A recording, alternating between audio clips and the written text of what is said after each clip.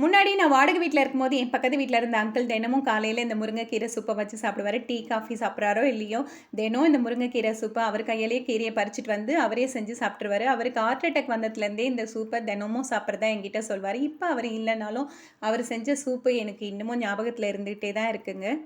இந்த சூப்பர் ரொம்ப ருசியா எப்படி பண்ணுறதுன்னு பார்க்கலாம். ஒரு வாணலியில 1/2 ஸ்பூன் எண்ணெய் விட்டுட்டு, ஒரு 4 பூண்டு பல் இடிச்சு சேர்த்து வதக்கிட்டு, ஒரு மீடியம் சைஸ் வெங்காயம், தக்காளி இது 2த்தையும் நீல வாக்குல கட் பண்ணி 2த்தையுமே வதக்கிட்டு, ஒரு கைப்பிடி அளவு முருங்கைக்கீரைய சேர்த்து லைட்டா வதக்கிட்டு, இதோட 1 டம்ளர் தண்ணி விட்டு மூடி போட்டு ஒரு 5 நிமிஷம் வேக விட்டுடலாம்.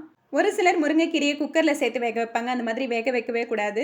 ஒரு 5 நிமிஷம் தான் முருங்கைக்கீரைய வேக வைக்கணும். நெறைய நேரம் வேக வச்சீங்கன்னா கசப்பாயிடும். இத கொஞ்ச நேரம் ஆற விட்டுட்டு மிக்ஸி ஜார்ல சேர்த்து அரைச்சுட்டு, அதே பாத்திரத்தில இத சேர்த்து மிக்ஸி அலசின தண்ணிய விட்டு தேவையான அளவு உப்பு, கொஞ்சமா மிளகுத்தூள் சேர்த்து கொஞ்ச நேரம் கொதிக்க வச்சுட்டு, நீங்க சூடா சர்வ் பண்ணீங்கன்னா குடிக்க டேஸ்ட் ரொம்பவே சூப்பரா இருக்கும். உடம்புக்கும் நல்லது. நீங்களும் ட்ரை பண்ணி பாருங்க. வீடியோ பிடிச்சிருந்தா லைக் பண்ணுங்க.